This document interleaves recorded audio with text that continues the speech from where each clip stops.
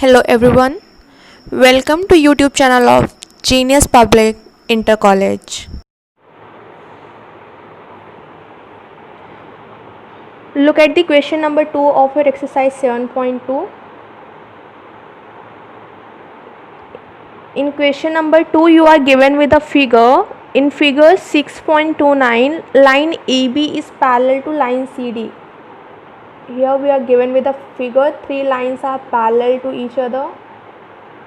A transversal is intersecting these three lines. This line is named as AB, this line is named as CD, and this line is named as E and F.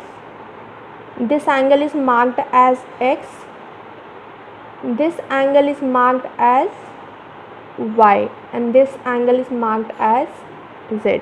It is given in the question that line AB is parallel to line CD.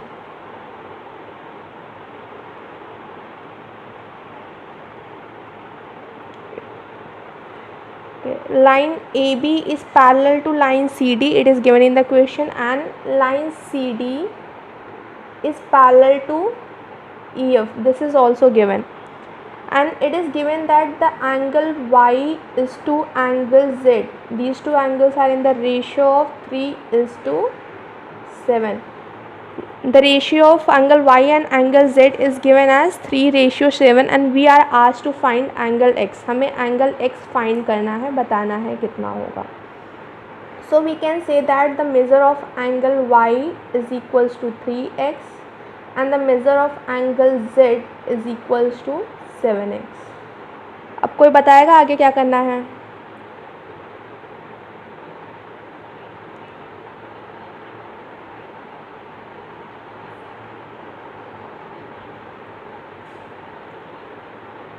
Okay ठीक है, we can do by one more method. एक और method देख लो. Here this angle y and this angle, let this point be P and this point be Q. Angle D, let this point be R. Angle DPR will be equals to angle QPC. ये दोनों angle equal होंगे. Y क्यों equal होंगे? Reason,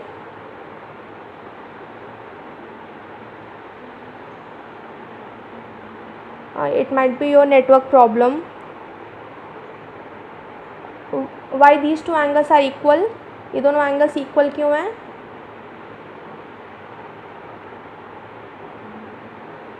Exactly, these are vertically opposite angles.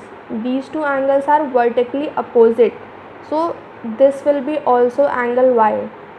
Now can you tell me what is the sum of angle Y and angle Z?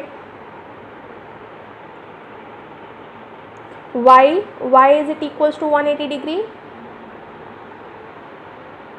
Yes, angles, yes, we have proved one theorem that angles on the same side of transversal makes the sum of 180 degree.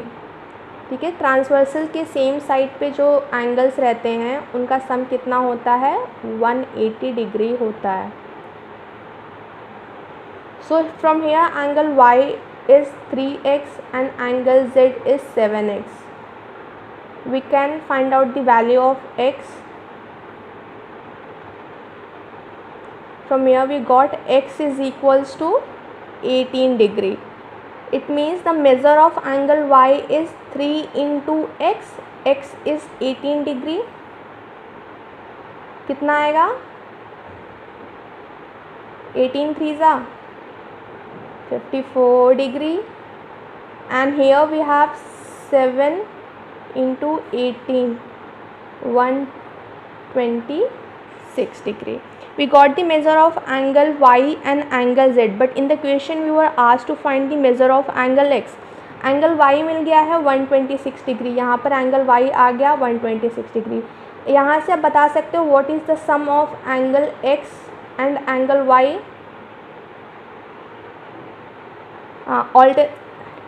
हाँ ठीक है 180. And from here one more thing, see line AB is parallel to line CD. Find line AB और CD एक दूसरे के parallel हैं. It is given in the question. And line CD is parallel to line EF. This is also given in the question. If line AB is parallel to line CD and CD is parallel to line EF, then आपस में ये दोनों line भी parallel होंगी. हमने theorem prove किया था. So directly we can say that line AB is parallel to line EF. AB and EF both are parallel. So for a moment just forget about this line. So now can you say that angle X is equals to angle Z? Why? Yes, angle X is equals to angle Z and the measure of angle Z is equals to 126 degree. Alternate interior angles. And we were asked the same thing in the question. We were asked to find the measure of angle X. Is it clear now? Shashwat, is it clear to you? शाश्वत आपको clear हुआ question? Okay, fine. 4. Moving on to question number 4. Again we are given with the figure.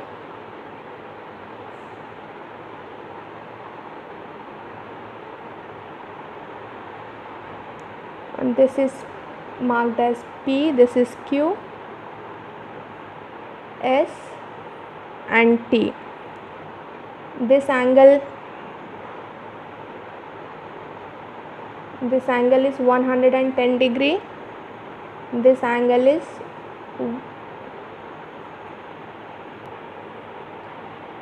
is given as 130 degree. This is R. It is given in the question that line PQ is parallel to ST. This line PQ is parallel to ST. PQ and ST are parallel to each other. Angle PQR is given as 110 degree and angle RST is given as 130 degree. And we are asked to find the measure of angle QRS. It means we have to find this angle. Let this angle be X. हमें angle QRS find करना है. You can check out the hint that is given in the question that draw a line parallel to ST through point R. आपको एक hint दिया हुआ है कि ST के parallel एक line draw करनी है through point R. हमने एक point यहाँ पर, एक line यहाँ पर draw कर दिया. Fine. Let this be your AB. ये line का नाम हमने AB दे दिया. Now we have to find this angle. ST is parallel to PQ and we have हमने एक construction किया है in which this line ST is also parallel to this line. ST इस line के भी parallel है. It means we can say that ST is parallel to line AB. ST और AB parallel हैं तो can you tell me the relation between these two angles? The sum of these two angles equals to 180 degree. That is angle TSR plus angle SRB or as BRS. Sum of these two angles is equals to 180 degree. But angles on the same side of transversal is the reason for this. ठीक है, इन दोनों angles का सम फिर से 180 degree हो गया. अब 180 मतलब this is 130 degree plus angle BRS is equals to 180. From here we will get that angle BRS is equals to 50 degree. Fine, इतना आ गया. ये एंगल आपका 50 डिग्री आ गया. Now is there any relation between this angle and this angle? Now see that this ST line ST is parallel to line AB and line ST is also parallel to line PQ. It means that ST is parallel to AB and ST is parallel to PQ. It means this implies that AB and PQ are parallel to each other. AB और PQ भी एक दूसरे के क्या होंगे, parallel होंगे. So if AB and PQ are parallel to each other, so from here we can say that angle PQR plus angle QRA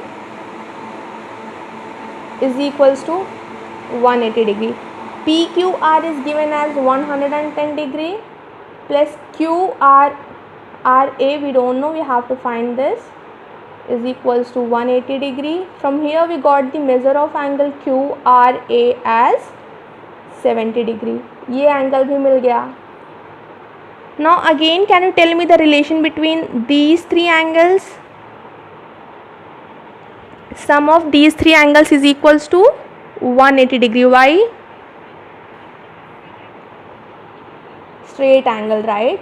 70 degree plus angle x plus 50 degree is equals to 180 degree. क्यों? ये straight angle बन रहा है.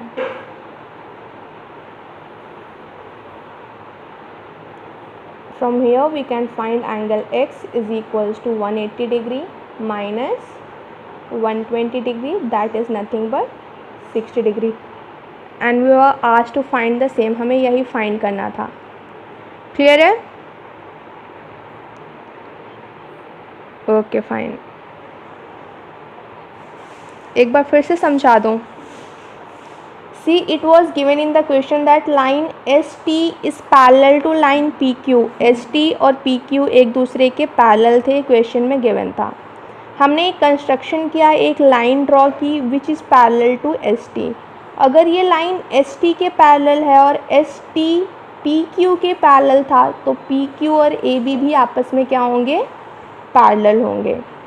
So here we have compared these two angles and the sum of since ST is parallel to AB, SR is a transversal which is intersecting these two lines. So the sum of these two angles will be equals to 180 degree. Why? Because we have proved the theorem that if two lines are parallel to each other, a transversal is intersecting the two lines. The sum of the angles on the same side of transversal is equals to 180 degree.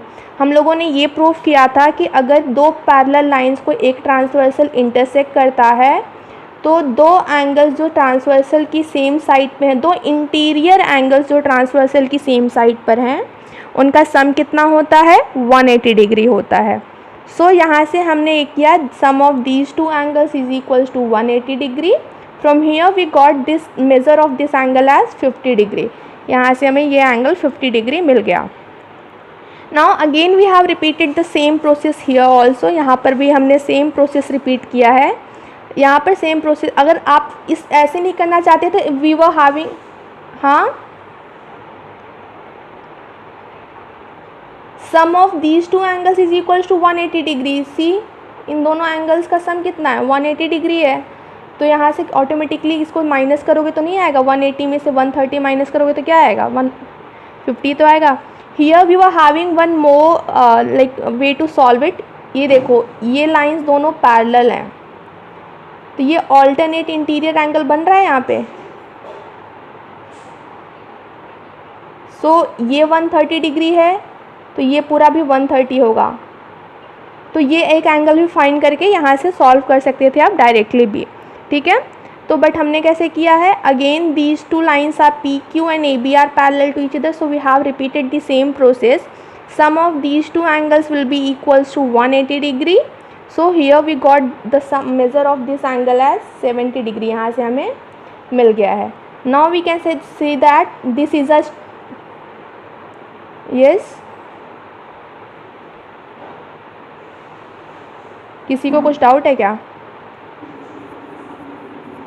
Okay, fine. Here we can see that this is a straight line, and so the sum of all these angles will be equals to 180 degree because the straight angle is always equals to 180 degree. So sum of 70 degree plus x plus 50 degree is equals to 180. From here we got the angle, measure of angle x as 60 degree. अभी clear है? discuss it. Coming to question number 5, again we are given with a figure.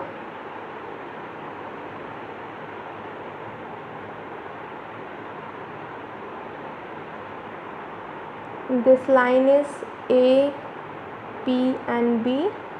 This line is marked as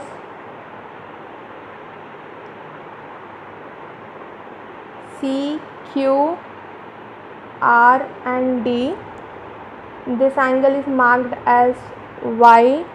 This angle is, the measure of this angle is given as 50 degree and the measure of this angle is given as 127 degree. This angle is marked as X. Okay, we have to find the measure of angle X and Y. It is given in the question that AB is parallel to CD.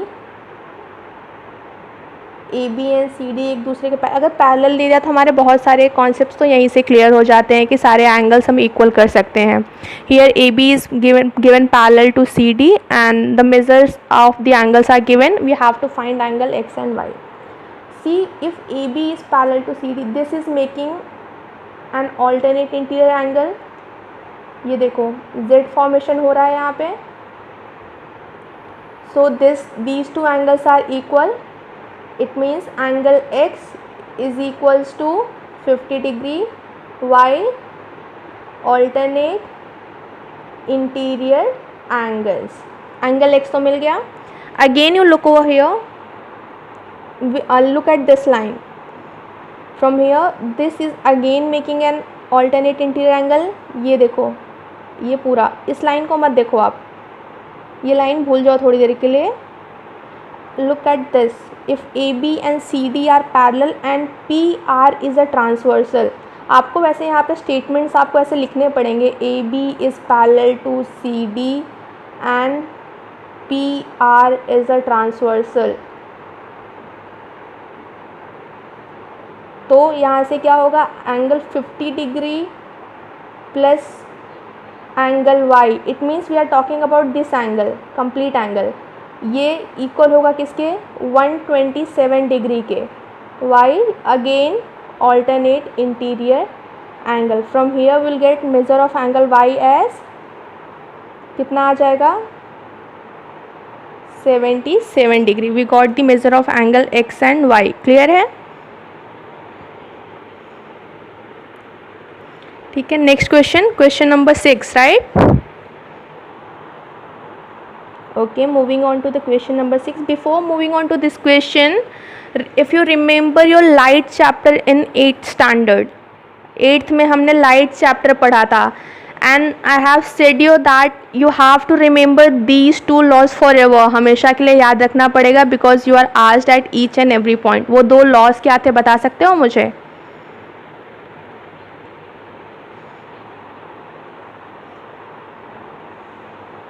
Yes. First law was angle of incidence. If this is the surface and a ray falls on it, एक इसके ऊपर रे fall करती है तो ये reflect back जब होती है, ठीक है. तो हम यहाँ पे क्या करते थे, एक नॉर्मल ड्रॉ करते थे. Normal was nothing but a line which is perpendicular to the surface. एक नॉर्मल ड्रॉ करते थे and the angle between the angle between the incident ray and this normal, इसको हम लोग बोलते थे एंगल ऑफ इंसिडेंस. अगर याद करो अपना लाइट चैप्टर, जो आपका इंसिडेंट रे होता था और ये नॉर्मल होता था, इसके बीच के एंगल को हम लोग बोलते थे एंगल ऑफ इंसिडेंस. और ये जो आपका रिफ्लेक्टेड रे होता था, जो रिफ्लेक्ट होके वापस जा रही है, और इस नॉर्मल के बीच के एंगल को बोलते थे हम लोग एंगल ऑफ रिफ्लेक्शन बोलते थे. And we have learn this two laws that this angle of incidence, normal and angle of reflection, or else the incident ray,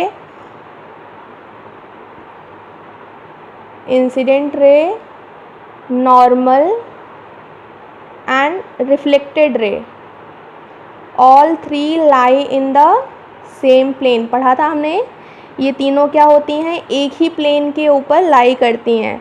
and the second law that we are going to use in this question was angle of incidence is always equals to angle of reflection, ये हमने पढ़ा था कि angle of incidence और angle of reflection दोनों कैसे होते हैं, इक्वल होते हैं।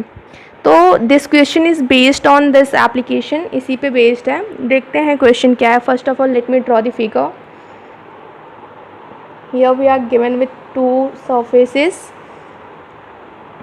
यहाँ से आपकी इंसिडेंट रे जा रही है, रिफ्लेक्ट बैक होकर के दूसरे सरफेस को हिट कर रही है।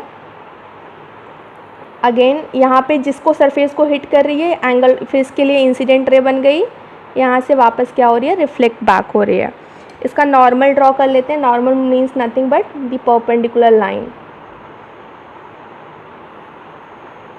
ये आपका नॉर्मल है। नॉर्मल का मतलब क्या हो गया, परपेंडिकुलर लाइन है सरफेस की जो परपेंडिकुलर है। Let me mark this, this is P, this point is B and Q.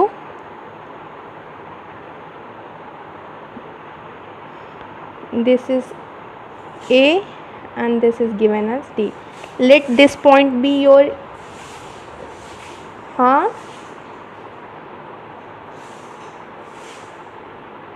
क्या कर सकते हैं, law of reflection he use करेंगे यहाँ पे, उसी से सॉल्व ही होगा ये। Here look over here, let me mark the angles.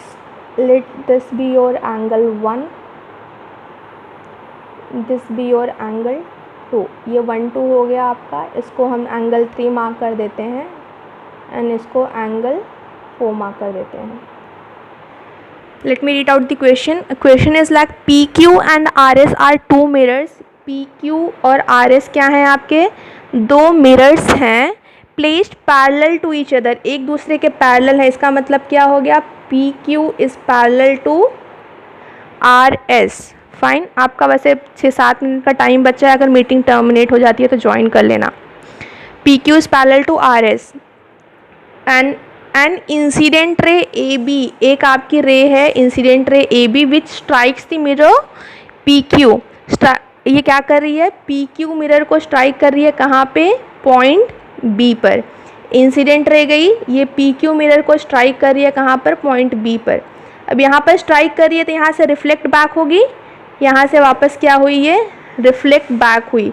So this BC is the reflected ray for the mirror PQ। PQ से जो रिफ्लेक्ट बैक हो रही है रे, वो कौन सी है आपकी, BC।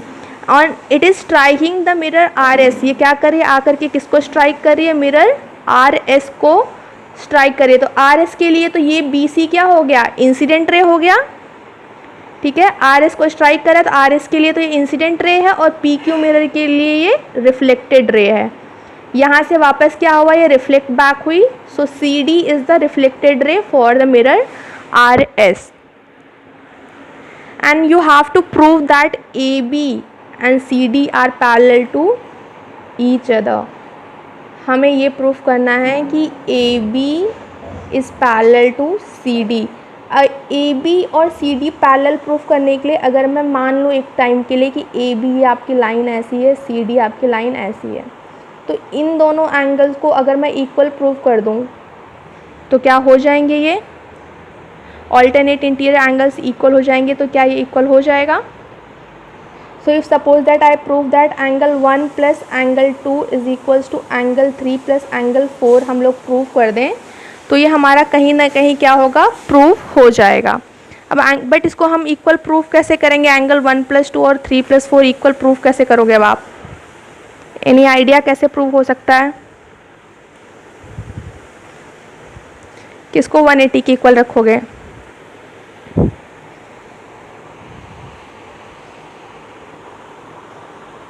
See over here, PQ is parallel to RS।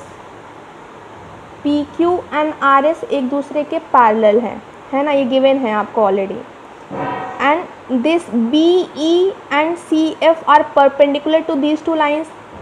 दो लाइन्स एक दूसरे के पैरेलल है तो इनके ऊपर जब परपेंडिकुलर ड्रॉ करोगे तो वो भी एक दूसरे के पैरेलल होंगी, क्योंकि परपेंडिकुलर क्या है आपका, पैरेलल लाइन ही ड्रॉ कर रहे हो। तो यहाँ से क्या हो जाएगा आपका, सिंस BE एंड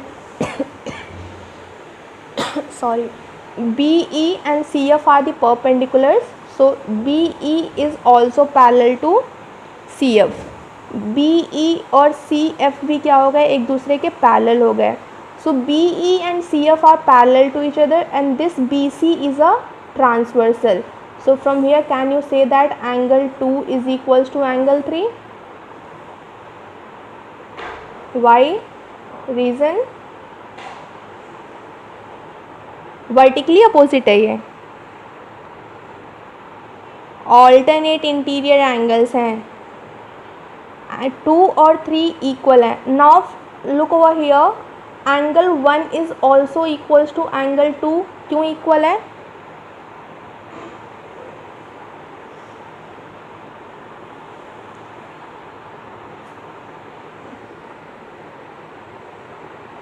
क्यों इक्वल है? Angle of incidence is always to angle of reflection. According to law, angle of incidence is always equals to angle of reflection. So angle 1 is equals to 2 and similarly angle 3 is also equals to angle 4. Same reason है, angle 3 और angle 4 भी एक दूसरे के equal होंगे. Now we can replace angle 2 by angle 1. Replace angle 2 by angle 1 and angle 3 by angle 4.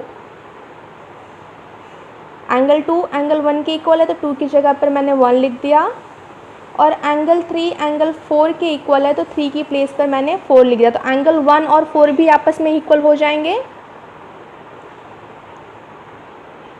Now add